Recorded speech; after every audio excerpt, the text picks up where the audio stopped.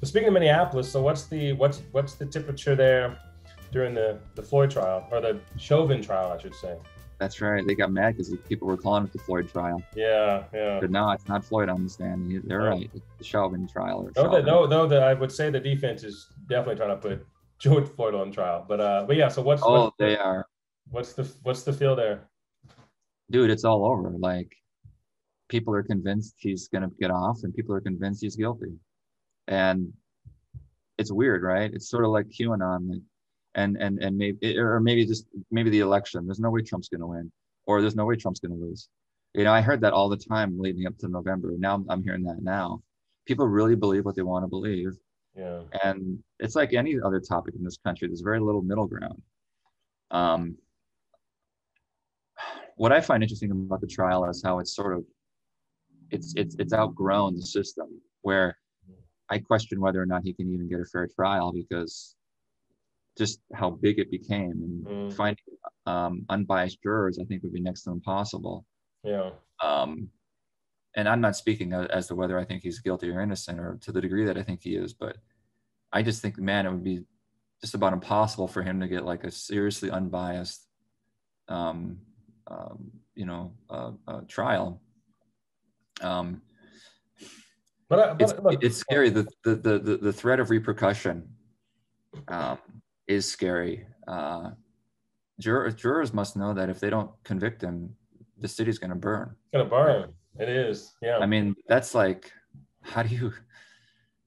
I thought about this after the death, and I thought, man, now Chauvin had like I just imagined him being like sacrificial, like, you know what? Do what you got to do to convict me so that the city doesn't burn. Yeah. I thought, I don't know, there was some weird fantasy, but I don't know, I guess that was the storyteller in me. Like, that's the way he could make amends or something. But sacrifice. Well, I don't see how. And the jurors, I mean, if they don't convict him, someone will try to out them potentially. And his lawyer, he could be threatened if Chauvin gets off. It's very hard. Social media connected for this system to work anymore. There's too much media for this system to work effectively. This trial is too big. This trial has become it has outgrown the system, I think, to be effective, to try to put a lid on these things that are required for a fair trial. I would say, though, that's my observation. I wouldn't say this is what you call an outlier, right? It is an outlier. Not a lot of trials. So I wouldn't say it's outgrew the system. It's just a very unique case. And I mean, and so I'm a pessimist, because I've just, you look at most times when cops, kill people, they really don't get sentenced. I mean, there was this slew of them the last few years that seemed pretty obvious. I mean, the other one in St. Paul, the Philando Castile, that's right. That one that was kind of for me though. Like, okay, well, I'm never gonna think that this shit's gonna go the way I kind of think it should. But so I went in pessimistic watching, into the trial. In the first week or so, I mean, up until the last couple of days, I've watched a lot of it. And even the last couple of days, I've watched recaps of it. And of course, I think that, it was excessive. Chauvin should be found guilty, because 9 minutes on a man's neck or upper back, in a prone position is just not what they train. It's not smart. It's just, there's whatever. But I thought going to the trial that there was going to be some real doubt cast upon certain things. But I mean, and also everybody kind of knew that George Floyd he was on something. He had something in the system. But when you watch the video of him, you see him in the store and you can tell he's on something, right? But I mean, hell, I can't count how many times I've been in a store, not on any sort of meth or fentanyl or whatever, but I've been drunk in stores, getting my Fritos and Butterfingers late at night. I've been in a store. Doesn't mean I'm going to rob the place or, beat up somebody. But anyway, but I kind of expected him to be a little more menacing. Just as a tall guy and, on drugs, I thought maybe this is there. But when you see it, the dude is just he's just sad. Like he's just kind of begging for, like in the point when they get him in the car and he's begging to not be put in the car because he's claustrophobic and he's had bad experiences before. I'm just thinking this is a grown ass dude just begging not to be put in there because it was a different version of him that I kind of expected, and it just gave me more compassion. Like, how can this dude is like, you don't see grown men begging other grown men very often, and it just added this extra. I'm like, well, shit, like this thing I thought might work against him actually worked for him, And I think this anyway. So now that I've seen it go this way, I'm back to being I'm going against my common sense and thinking, well, maybe he is going to get convicted. Maybe he is going to be convicted. And now I'm setting myself up and because there's a version of this where I do see a compelling point on the other side. I think, well, they cast it out. All it takes is one. That's it. I don't see that. I mean, everything I've seen, every cop they put on the stand talks about how what he did was not part of their training. Not part of their training. It was excessive. Any cop who gave a shit would not do this. Any cop who wanted to save a life would not do this. Or any cop, anyway. So yeah, so blah. That's what I'm thinking. Yeah, it's. I like that you bring up the human interest. Just seeing Floyd, just the humanitarian aspect of it. Of course, that's what this whole thing is about. Is that a man was begging for his life, but you call him sad. You just, that was a sad ending to his life, man. Like that's, and I'm curious. I'm curious about his life a little bit. Like, what led a man at that age to be in that condition to try to pass off a $20 bill? Like, I mean, I'm sure there's plenty of people that would respond, well, systemic racism, and okay, what are the details? Like, that's a sad life. That's a sad life and an awful ending to it. Well, and I think what first kind of got me in the beginning of the witnesses was just how everybody on the stand, like the guy, there was a kid who's, I don't know, maybe 19 or 20, he's young, who took the counterfeit bill and he sold it. And he said there was a guy who tried to pass a $20, maybe the same one before him, and he got a shady vibe from the guy, and he's like, "No, I'm not taking that." And then it was a guy George Floyd was with. So Floyd comes around after and tries to pass the same bill. And the kid says he took it because he almost felt bad for him. The other guy, it seemed like he was kind of a con. He was a hustle. But Floyd, he's like, I don't even know if he knew it was fake. And he felt bad. And the way their store worked was that if you take a fake bill, you've got to just eat that. Like, that's 20 out of your pocket. But he felt so kind of like either sad for him or just kind of he just took it. And then a little later, he kind of started second guessing it. But to see him on the stand, knowing that the decision he made in that moment kind of is what kind of set everything off, he just looked so just like, fuck, just sad. And everybody who was up there, who witnessed it, just their eyes, everybody just felt so. Yeah, it's like, impossible. Done more. Like, it could have. It's so necessary. It's practically impossible. Not impossible, but very hard to not see Chauvin as the villain. Like almost caricaturishly a villain. Have you been in handcuffs before? Yeah. Yeah, I have too. I've been arrested a couple of times. Yeah, I've been arrested one time. And the handcuffs kind of stop you from doing things. When they're behind your back, they're kind of real. So much you can do, right? Yeah. I don't know. This is where like I've heard cops say they hear it all the time. I can't breathe. Like, that's something that criminals will say a lot. I don't know. And I don't know anything about police protocol, whether or not putting a knee on someone's neck or back is okay. I guess it's not. No. It doesn't seem it was like it was an intentional murder. I don't think he was putting his knee on him like, die. I don't think there's anything like that.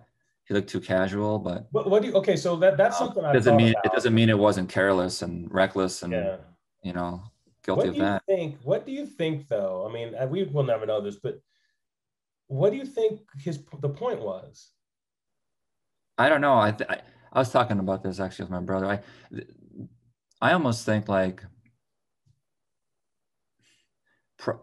I think he was a kind of a pig-headed, hard-headed cop and stubborn. And I think, I I wonder if him knowing he's on camera, because he knows it's 2020, he knows everything's going to go viral, and he saw people, and you think on one hand that might make him let up, but I think when they're telling him what to do, get off of him, he was just like, screw you, I'm doing my job.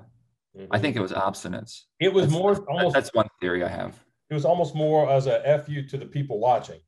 Yeah, like, let me do my job, get out of here. This guy has been, whatever, he's earned this position on the ground. We got to detain him. He's breaking the law, whatever. And so let us do our job. All the people telling him what to do, he might have just been like, yeah, whatever, shut up. I'm doing this. You know what? Though, the kind of, if you really think about it, the craziest part is that he's got Floyd on the ground. Mm-hmm. And normally when you put somebody in cuffs and you get them to comply, what do you do after they comply? What do you do with them? I mean, if I believed he was totally complicit, then I would lighten up. But no, but okay. Well, so what I think what happens most times is the guy complies, stops resisting. You put him into the squad car, right? Mm-hmm. Right. That's just like, they put him. You put him in a squad car. You take him downtown or wherever. That's kind of normally what you do. Mm-hmm. But they put his ass straight in the ambulance. So at some point, the cops knew something was bad enough to where they're going to have to haul him and put him in an ambulance, not the back seat. And yet he still had his knee on him until the ambulance showed up. Right. So it's kind of this, he knew it was bad because they called an ambulance. I wonder if he just wasn't like a deer in headlights a little bit too. I mean, I've been in tense situations where I didn't really know what I was doing. Mm-hmm. You kind of just go on autopilot, or like I said, that sort of automatic obstinacy where you're going to just say, I'm doing my job and sticking to that. And you just kind of go on the script and you forget about the context, the body, I don't think he's going to testify, is he? But it'd be interesting if he did. I mean, usually you don't really, you don't go on the stand, but so I doubt he will. But, that'd be interesting. That would be the most well-watched part of the trial, obviously. I kind of think that, I mean, I don't know. I think they're just banking on, all it takes is one dude. I had a guy, a friend of mine that I've known for a long time. We have all these, we've been arguing over politics for 20 years, right? And I mean, you know where he is if we're arguing on politics. And he texted me something earlier this week. Like, okay, hey, then I applaud you being friends with them. Yeah, no, I mean, it's just, that's important. That's very important. But this was a point where at a certain point, I'm like, man, hey, if that's what you think, man, I'm not here to convince you otherwise. I just kind of, and then he said one more thing, and then I replied, and that was kind of that. And we don't get mad at each other, but we do go at it. But anyway, I just thought, man, if you can watch this, if you can hear this, you can see this, then I got nothing for you, man. The video is the video. Yeah. And that's also why this is kind of outgrowing the system, because the video is going to be all people need.